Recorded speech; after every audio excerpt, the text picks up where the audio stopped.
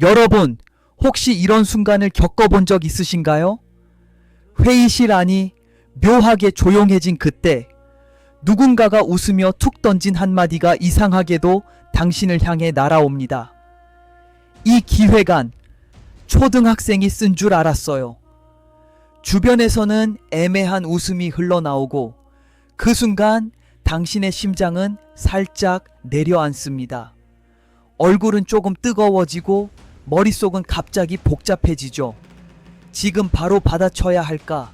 아니면 그냥 웃으며 넘겨야 할까?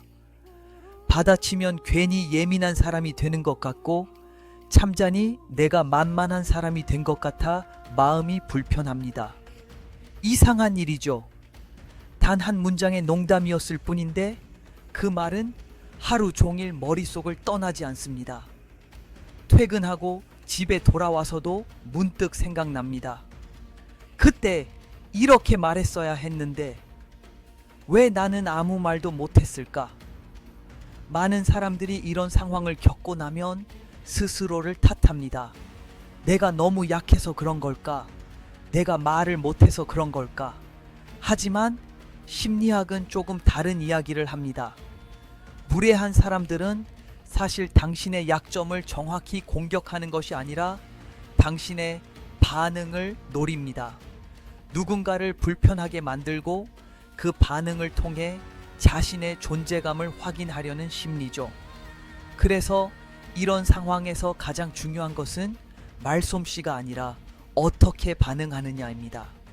그 몇 초의 반응이 그 순간의 분위기와 관계의 균형을 조용히 바꿔놓기 때문입니다. 오늘 이 영상에서는 직장에서 무례한 사람을 만났을 때 감정 싸움에 끌려 들어가지 않으면서도 오히려 상대를 당황하게 만드는 3가지 심리 기술을 이야기해 보려 합니다. 공격적으로 싸우는 방법이 아닙니다. 오히려 훨씬 더 조용하고 훨씬 더 품위 있는 방식으로 상황의 주도권을 가져오는 방법입니다. 첫 번째 기술은 거울 질문입니다. 이름 그대로 상대의 말을 그대로 비춰주는 질문입니다. 대부분의 무례한 말은 깊이 생각해서 나온 말이 아닙니다. 순간적인 우월감이나 분위기를 장악하고 싶은 욕구에서 튀어나온 말이죠. 예를 들어 동료가 당신의 보고서를 보며 이렇게 말한다고 가정해 봅시다. 이거 너무 단순한 거 아닌가요? 좀 유치한 느낌인데요. 이런 말을 들으면 많은 사람들이 2가지 반응을 합니다. 하나는 즉시 방어하는 것입니다. 아니요, 그게 아니라 하며 설명을 시작합니다. 다른 하나는 그냥 웃으며 넘기는 것입니다. 하지만 이 2가지 반응 모두 상대에게는 좋은 신호가 됩니다.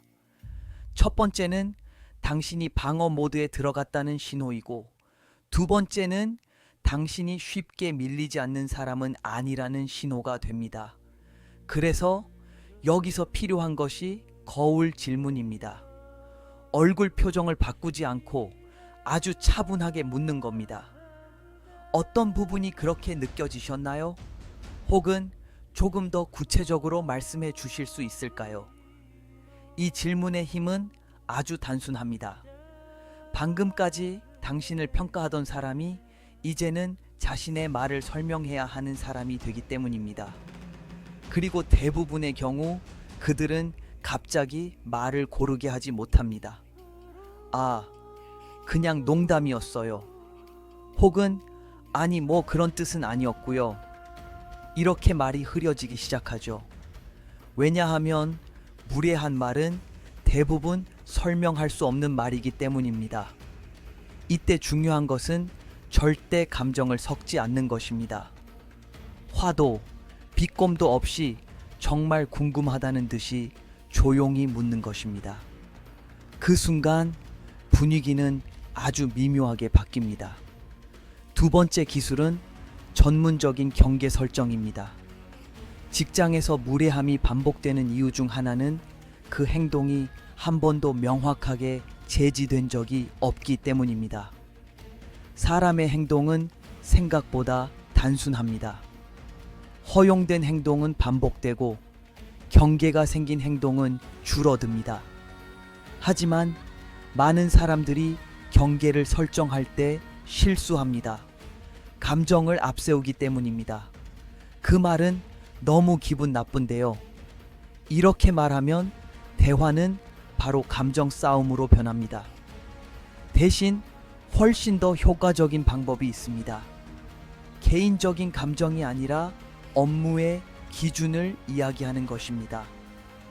예를 들어 누군가가 회의에서 당신을 비꼬듯 말합니다. 이 아이디어는 현실성이 좀 없는 것 같은데요. 그럴 때 이렇게 말할 수 있습니다. 업무적인 피드백은 언제든지 환영합니다. 다만 조금 더 구체적인 의견을 주시면 논의에 도움이 될 것 같습니다. 이 문장은 매우 정중하지만 동시에 분명한 메시지를 담고 있습니다. 막연한 비난보다는 구체적인 의견이 필요하다는 메시지입니다. 혹은 누군가가 계속 농담처럼 당신을 깎아내릴 때 이렇게 말할 수도 있습니다. 농담 자체는 괜찮다고 생각합니다. 다만 업무 이야기에서는 서로 조금 더 존중하는 방식이 좋을 것 같습니다. 이 말은 공격적이지 않습니다. 하지만 분명한 경계를 만듭니다. 그리고 흥미로운 점은 이런 말을 듣는 순간 대부분의 사람들은 같은 방식의 농담을 계속하기 어려워진다는 것입니다. 왜냐하면 이제 그 행동이 단순한 농담이 아니라 비전문적인 행동처럼 보이기 시작하기 때문입니다. 세 번째 기술은 가장 단순하지만 동시에 가장 강력한 기술입니다. 바로 3초의 침묵입니다. 많은 사람들은 공격을 받으면 바로 반응해야 한다고 생각합니다. 하지만 실제로는 그 반대입니다. 즉각적인 반응은 대부분 감정에서 나오기 때문입니다. 그리고 감정적인 반응은 상대에게 가장 큰 보상이 됩니다. 무례한 사람들은 사실 당신의 논리적인 반박을 원하는 것이 아닙니다. 그들은 당신의 감정 반응을 원합니다. 당황한 표정, 급하게 하는 변명, 혹은 화난 목소리 같은 것들 말입니다. 그래서 가장 강력한 반응은 때때로 반응하지 않는 것입니다. 누군가가 당신에게 비꼬는 말을 던졌다고 가정해 봅시다. 그 순간 바로 말하지 마세요. 대신 조용히 상대를 바라봅니다. 아무 표정 없이, 그러나 당당하게 3초 정도 시선을 유지합니다. 생각보다 긴 시간입니다. 인간의 대화에서 3초의 침묵은 꽤 큰 압박을 만들어냅니다. 그리고 그 침묵 속에서 흥미로운 일이 벌어집니다. 방금까지 공격적이던 사람이 갑자기 불편해지기 시작합니다. 왜냐하면 자신이 던진 말이 아무 반응 없이 공중에 떠 있기 때문입니다. 그리고 그 다음에 아주 짧게 말합니다. 알겠습니다. 혹은 참고하겠습니다. 그리고 다시 자신의 일로 돌아갑니다. 그 순간 메시지는 분명합니다. 당신은 흔들리지 않았고 그 말은 당신에게 큰 영향을 주지 않았다는 메시지입니다. 아이러니하게도 이런 반응은 가장 강한 심리적 신호가 됩니다. 인간은 본능적으로 반응하지 않는 사람을 쉽게 공격하지 못하기 때문입니다. 결국 직장에서 무례한 사람을 상대하는 가장 중요한 원칙은 이것입니다. 그들의 게임에 들어가지 않는 것. 그들은 감정 싸움을 원하지만 당신은 구조를 바꿔야 합니다. 질문으로, 전문성으로, 그리고 침묵으로 말입니다. 그리고 마지막으로 꼭 기억했으면 하는 말이 있습니다. 누군가의 무례함은 당신의 가치와 아무런 상관이 없습니다. 무례함은 대부분 그 사람의 불안, 열등감 혹은 인정받고 싶은 욕구에서 나옵니다. 그래서 어떤 의미에서는 그 사람은 이미 자신의 싸움을 하고 있는 중일지도 모릅니다. 당신이 해야 할 일은 그 싸움에 끌려 들어가는 것이 아니라 조용히 자신의 자리를 지키는 것입니다. 만약 여러분도 직장에서 비슷한 경험을 해본 적이 있다면 어떤 상황이었는지 댓글로 이야기해 주세요.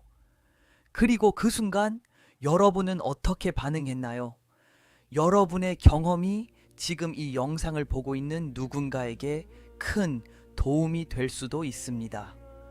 오늘도 여러분의 마음과 품격을 지키는 시간이 되었기를 바랍니다.